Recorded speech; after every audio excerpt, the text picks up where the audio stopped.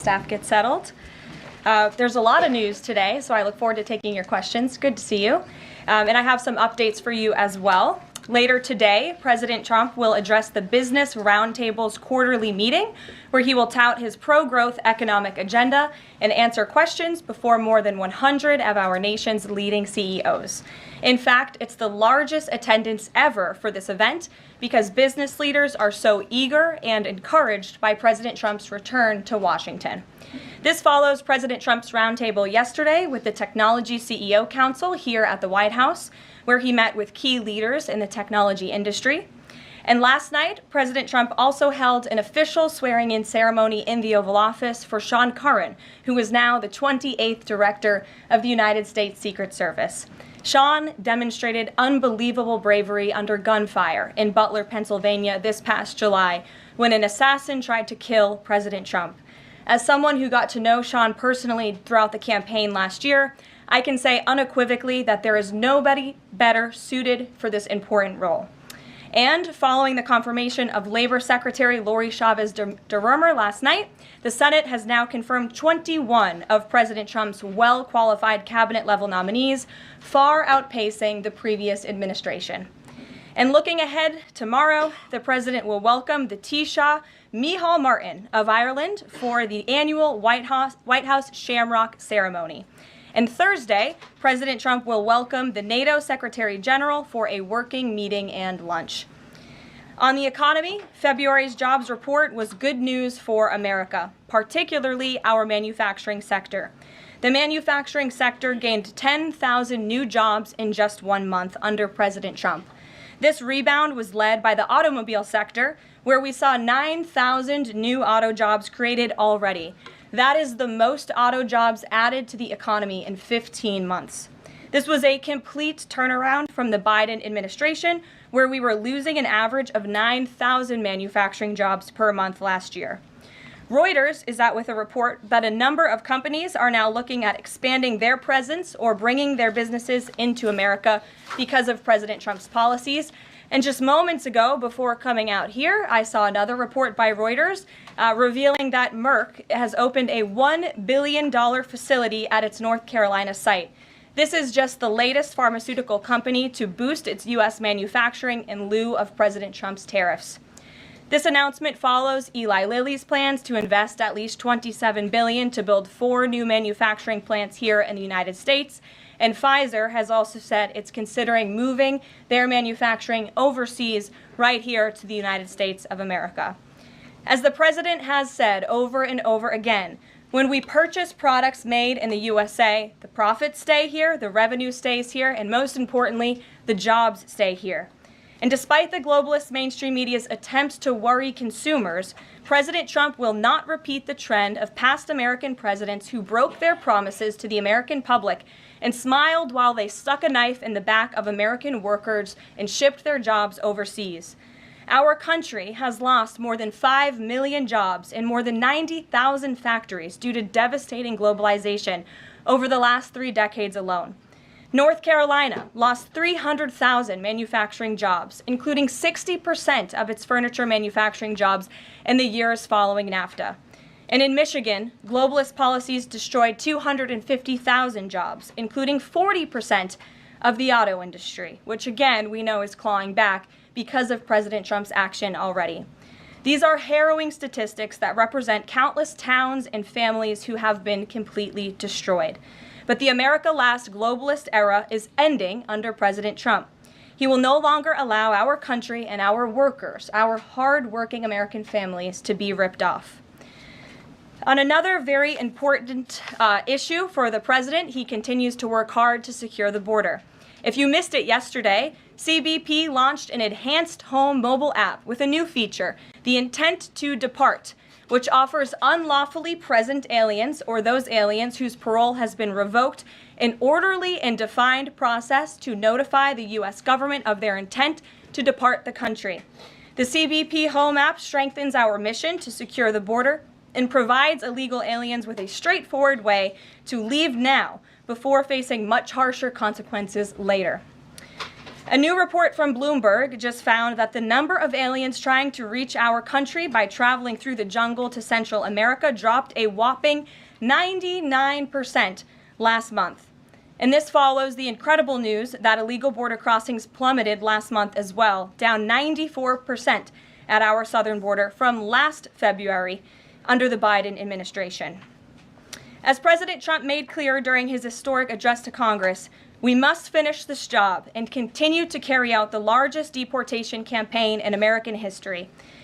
And that is why the president fully endorses the continuing resolution that is before Congress and was negotiated by Speaker Johnson.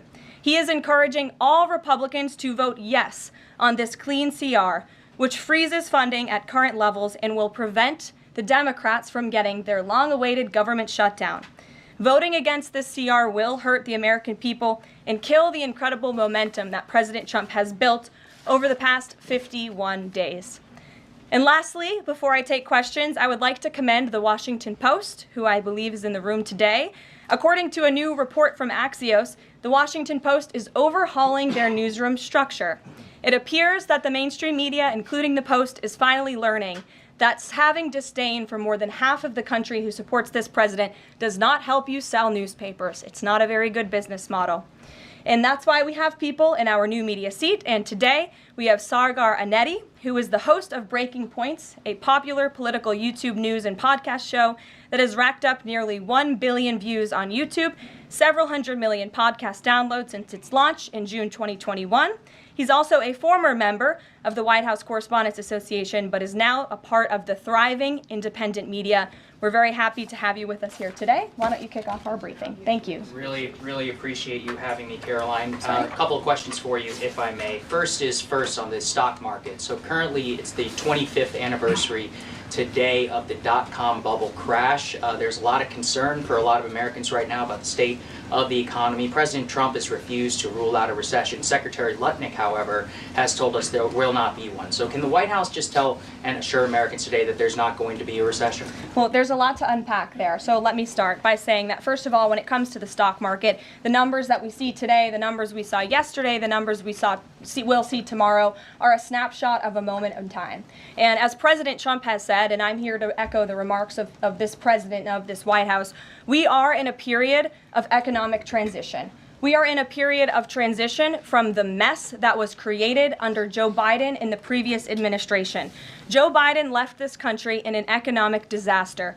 Several statistics to point out. The delinquency rate on credit card loans increased 63% under Joe Biden, hitting a near 12-year high. Under Joe Biden, all net job growth went to foreign-born Americans. Real wages declined by 1.5% under Joe Biden. And as we all know, and this administration continues to combat, prices soared more than 20% under Joe Biden because of his reckless spending and economic policies. So we are in a period of transition from that economic nightmare under a president who had no idea what he was doing, never held a private sector job in his life, into a golden age of American manufacturing under a businessman and a deal maker in chief in President Donald J. Trump, who is implementing the formula that we know works. Look at President Trump's results in his first term. If people are looking for certainty, they should look at the record of this president. That's why the American people re-elected him back to this office. And look at everything that President Trump has already done and his team has already done in just 51 days. The massive efforts to deregulate. Tax cuts, which we need Congress to pass the Trump economic agenda, the Trump tax cuts, which will unleash economic growth. And the president also addressed this directly, I will point out as well, when you look at what he said on Air Force One. And he said he wants the American people to have so much money in their pockets they don't even know what to do with it. That's the intent of this administration, and we're working very hard every day on that goal. Second question on the CR. So President Trump came out today in a primary challenge against Congressman Thomas Massie. Congressman Massie's been a supporter of DOGE. He's been a supporter of Make America Healthy Again. What kind of message is this White House sending against a congressman who's sticking up for principles that he's long held in the chamber and voting against continuing resolution and spending? I think the president has made it very clear that he believes it's critical for conservatives and Republicans and frankly all members of Congress to get behind this continuing resolution to keep the government funded. The president wants to continue the momentum that he has built over the last 51 days. In order to keep the government funded, we got to keep moving with these deportations, and he believes that everybody needs to get on board with this bill. He's been active in this process. He's been making calls to get this over the finish line, and we're urging every Republican and Democrats too to do what's right for the American public to prevent a government shutdown. Just the last question here on Mahmoud Khalil. Does the administration believe that it needs to charge a green card holder with a crime to be eligible for deportation? Well, in fact, Secretary Rubio reserves the right to revoke the visa of Mahmoud Khalil, and I'm glad you brought this up. Under the Immigration and Nationality Act, the Secretary of State has the right to revoke a green card or a visa for individuals who serve or are adversarial to the foreign policy and national security interests of the United States of America. And Mahmoud Khalil was an individual who was given the privilege of coming to this country to study at one of our nation's finest universities and colleges. And he took advantage of that opportunity, of that privilege, by siding with terrorists, Hamas terrorists who have killed innocent men, women, and children.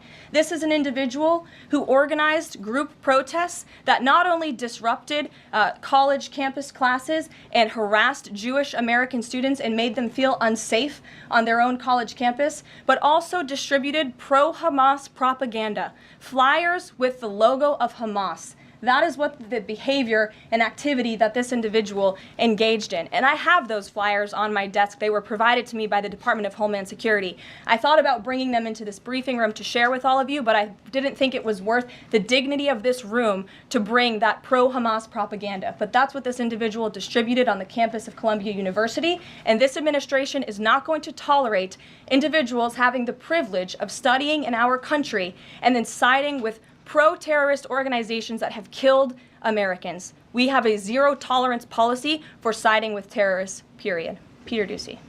Thank you, Caroline. So you said that the Dow dropping and dropping and dropping is a period of transition. You're sure nobody here at the White House shorted the Dow? No, I don't think so. Okay.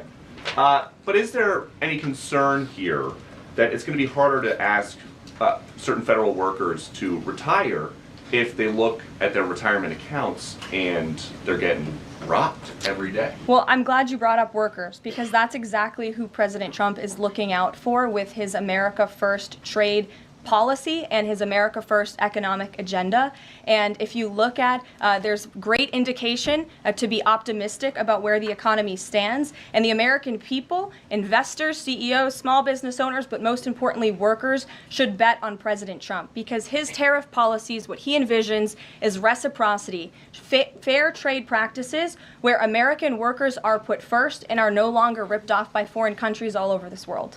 President Trump says he's going to buy a Tesla today. Did he buy it? And when is the last time he drove a car?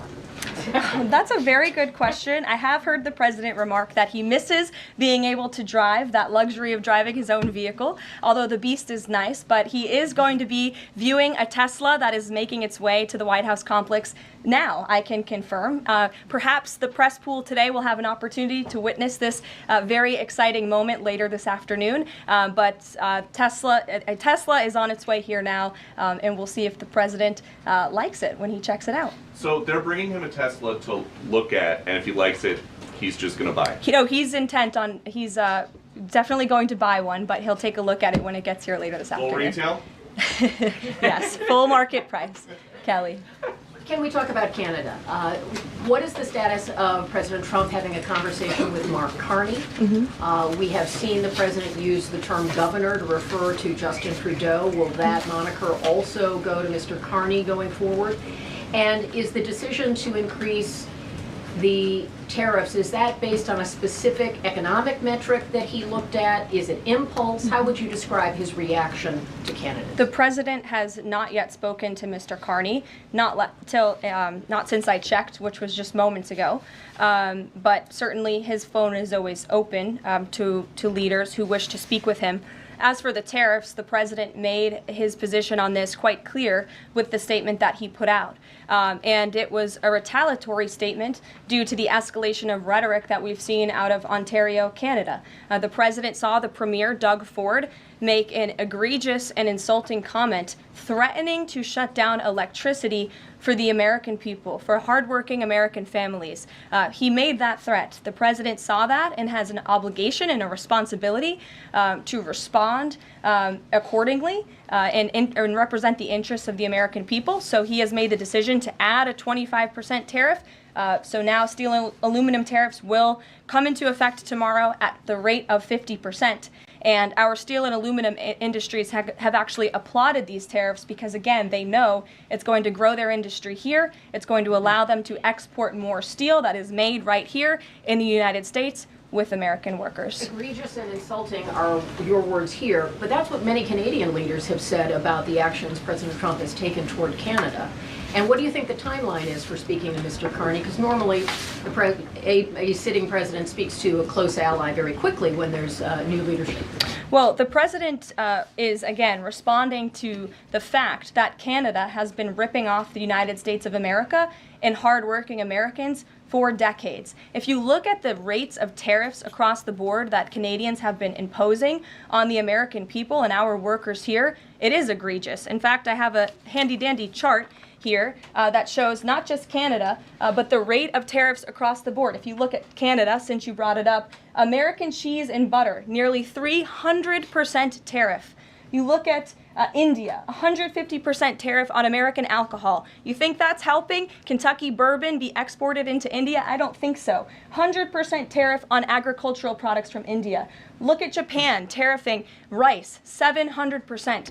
President Trump believes in reciprocity, and it is about dang time that we have a president who actually looks out for the interests of American businesses and workers. And all he's asking for at the end of the day are fair and balanced trade practices, and unfortunately, Canada has not been treating us very fairly at all over the past several decades. To the woman in the purple, because I saw you were making a face at my previous answer, so what's going on? Actually, I have a couple of questions.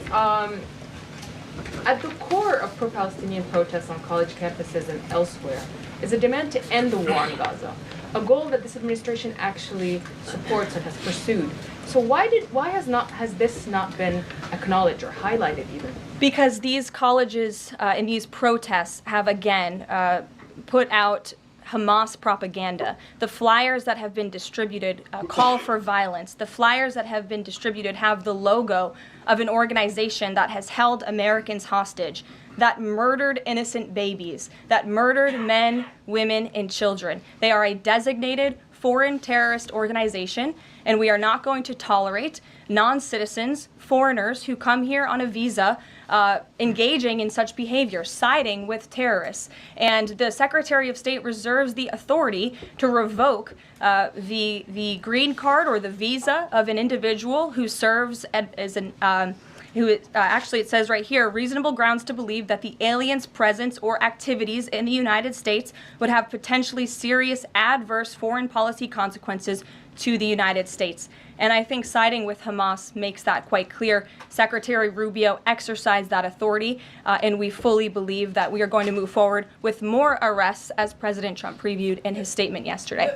Ed, yeah, thanks. Go ahead. So are there conversations between the administration and the Canadians going on over this tariff? Because the Ontario Premier says the next step is to cut off electricity to the U.S. And the president put out a statement after seeing those comments and said that it would be there would be grave consequences imposed on Canada if they think about shutting off electricity for the United States of America and our citizens. And the president is also determined to ensure that we are depending on American electricity, not the electricity production of foreign nations, including our allies in Canada. As for conversations, there is continued correspondence between the president's team, particularly Secretary Lutnick and the Canadians as well. And in the market reaction, how do you sell to the American people then, after they're looking at what's happening in the markets this week, and say that the tariff policy long term is something good? Well, just think about what the tariff policy long-term will do for our country. I think many of us probably grew up in small towns. I know at least I did, and the main street in my small town looks a heck of a lot worse than it probably did decades ago before I was alive. At least my parents and grandparents tell me so. And I know many Americans feel that same way. What the president envisions for this country is for the United States of America to be a manufacturing superpower, where there are American factories and businesses owned by Americans, producing goods that we are exporting to the rest of the world. Those revenues will stay here. It will increase wages for people here in our great country. It will ensure our national security, and it will boost the morale of the American people to have thriving industries again. Think about Detroit, Michigan.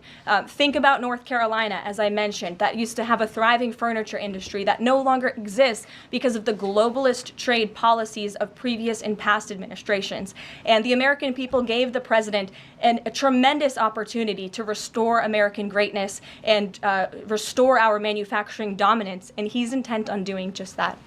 John.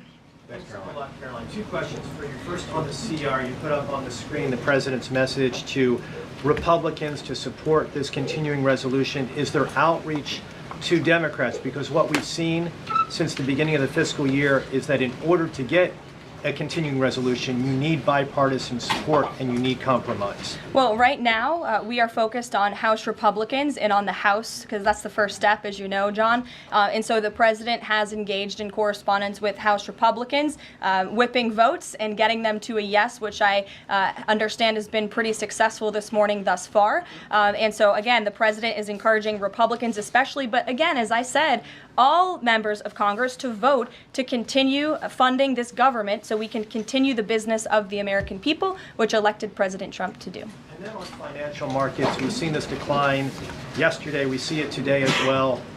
It seems that the read on the president's policies is one in which they do not have confidence in his trade tariffs policy.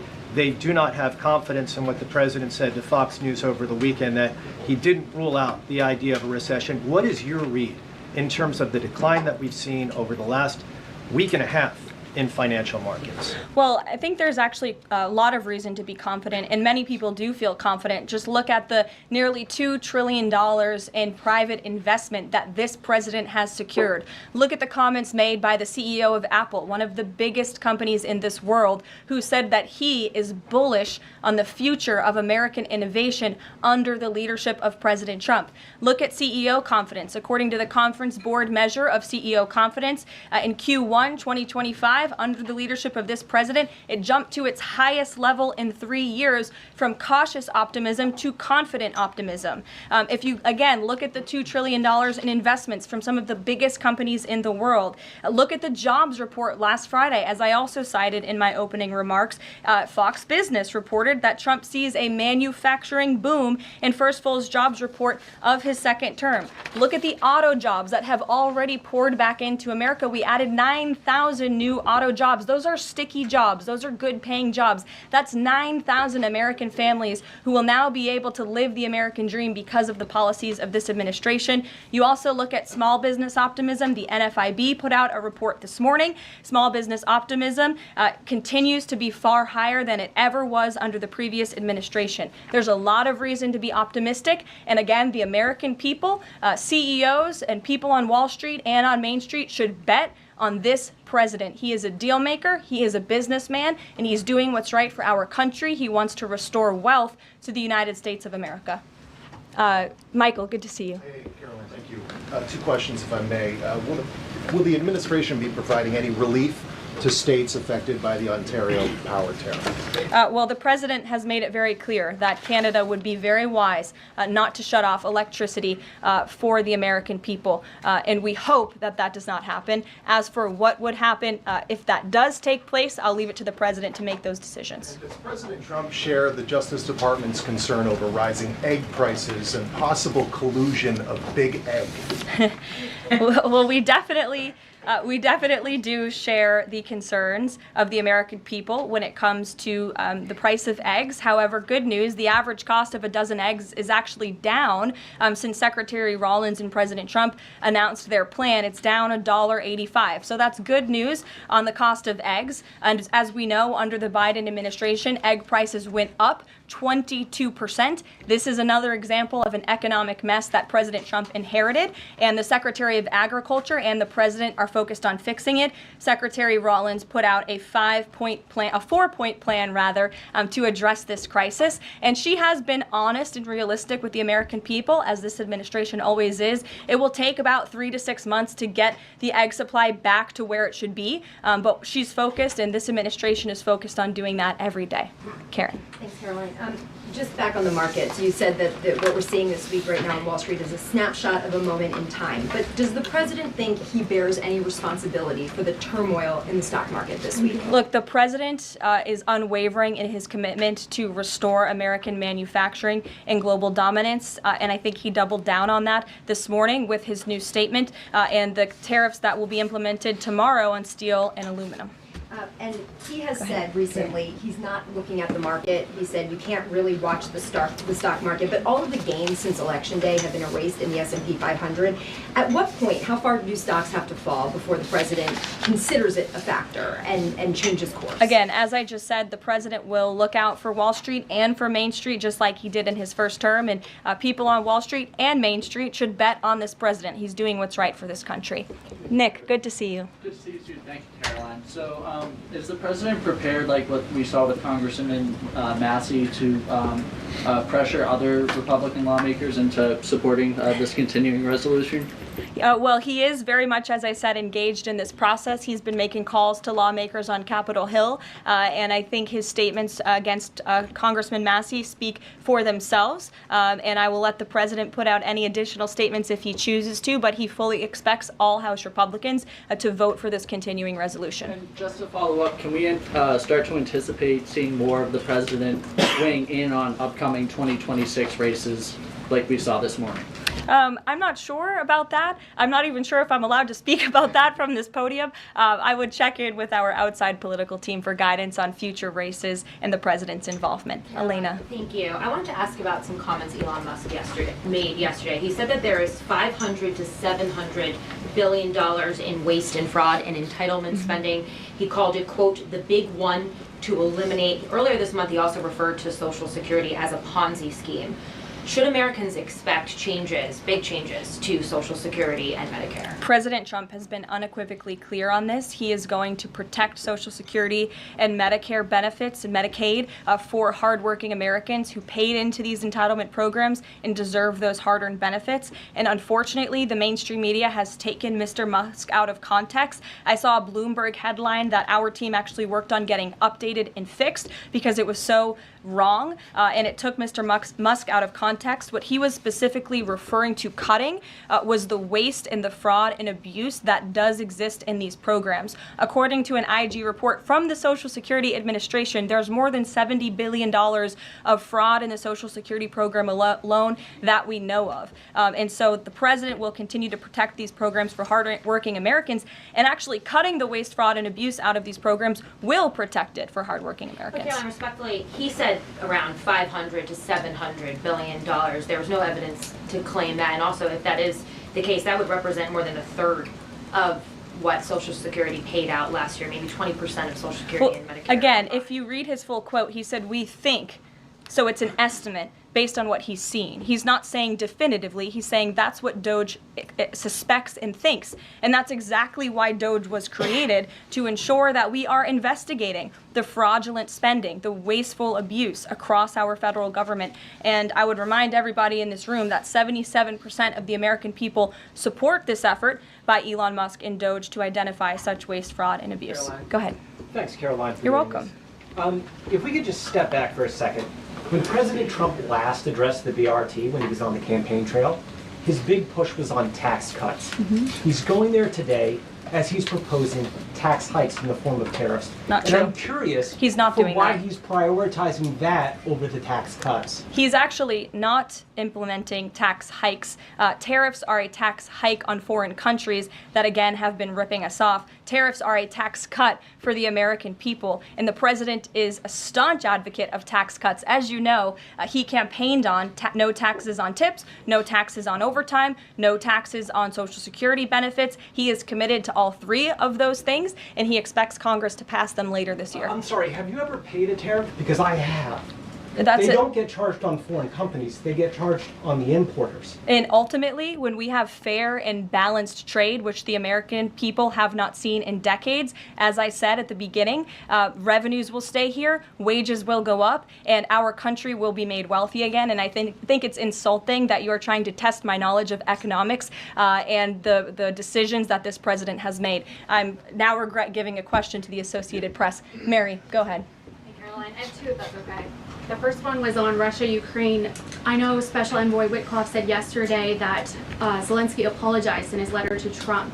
Can you share any more about that letter and what else might be interesting from it that we don't know? Yes, the president did reference that letter, as you're saying, in his joint address to Congress. And I do have an update. As you know, Secretary of State Rubio and our National Security Advisor Mike Waltz have been negotiating with the Ukrainians today in Saudi. They will be providing a full readout of that meeting very soon. But I can assure you and everybody here and the American people that the news we've received from that meeting throughout the day and the president has been briefed on is positive. This meeting has been productive. I will let Secretary of State Rubio and our National Security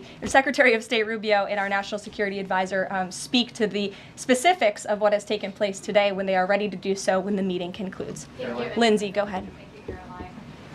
Referring to Mahmoud Khalil, the president has said this is the first of many arrests like this. Does the administration have a rough estimate of how many arrests you're planning to make similar? I don't have an estimate. I do know that DHS, based on very good intel that they have gathered at the direction of the president's executive order, which made it very clear to the Department of Homeland Security that engaging, as I said, in anti-American, anti-Semitic, pro-Hamas protests will not be tolerated. So since the president signed that executive order and since Secretary of Known has taken the oath at DHS, they have been using intelligence to identify individuals on our nation's colleges and universities, on our college campuses, who have engaged in such behavior and activity, and especially illegal activity. And so I don't have a readout on how many arrests will come, but I do know that DHS is actively working on it.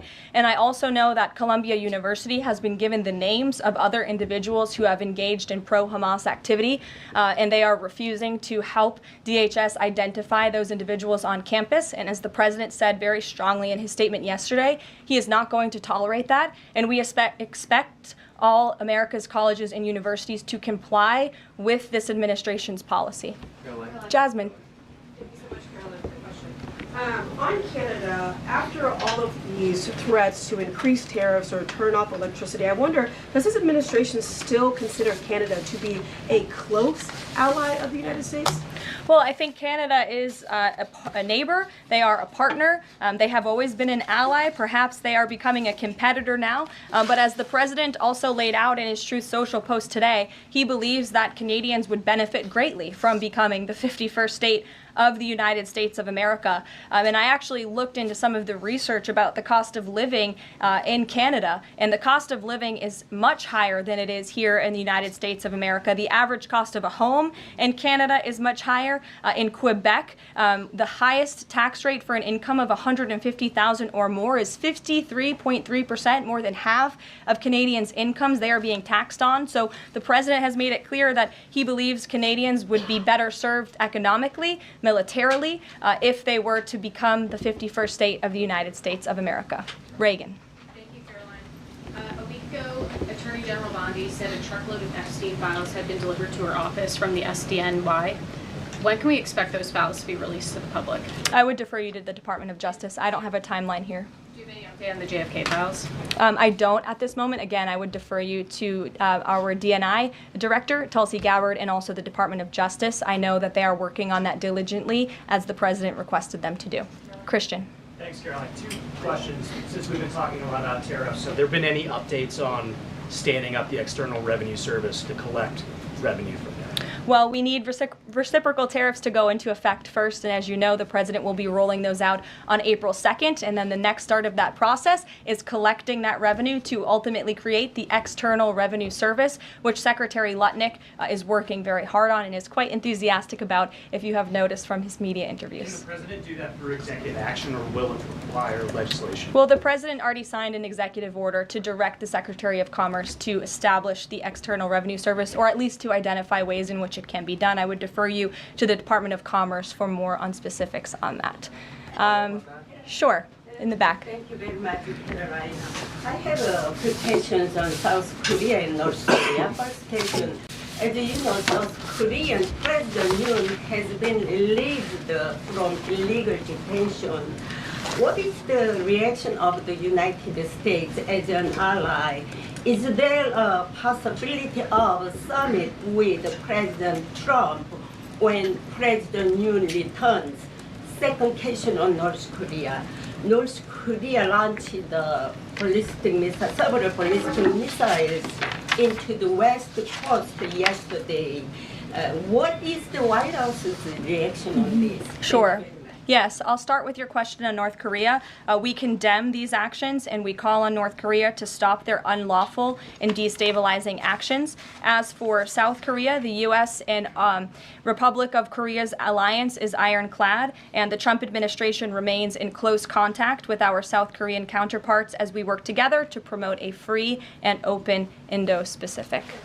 Sure. First question you didn't answer that release of South Korean president from jail.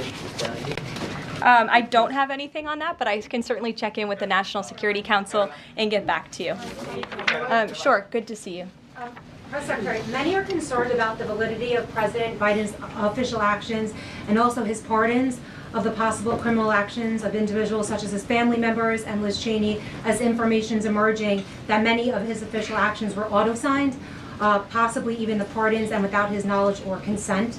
Does the White House have any information available currently that Biden was actually the one that approved and signed those pardons? And second question, will the DOJ investigate whether President Biden's cognitive decline allowed unelected staff to push through radical policy and pardons without his knowing approval?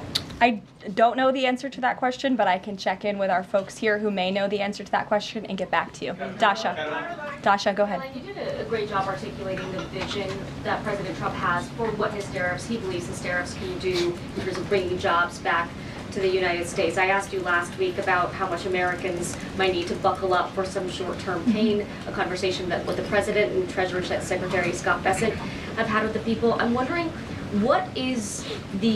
how high is the pain threshold for President Trump and for this White House as you watch some of the turbulence in the stock markets, as you field concerns from businesses and potentially see some of those approval ratings drop in the short term? How much is he willing to stomach that, and will he stay committed to his vision for tariffs even as all of this comes up? Well, the president has been working hard every single day to alleviate the pain that was inflicted by the previous administration through massive deregulation, through drill baby drill, as we like to call it, unleashing the might of our energy industry, which we know will ultimately drive down costs for consumers here at home. And again, as I mentioned, the president is intent on signing tax cuts for the American people to put more money back into their pockets, which will ultimately unlock consumer confidence. And again, I'll reiterate the president's words in layman's terms as he does best. The president wants the American people to have so much more money in their pockets, they don't know what to do with it. That's the goal of this administration,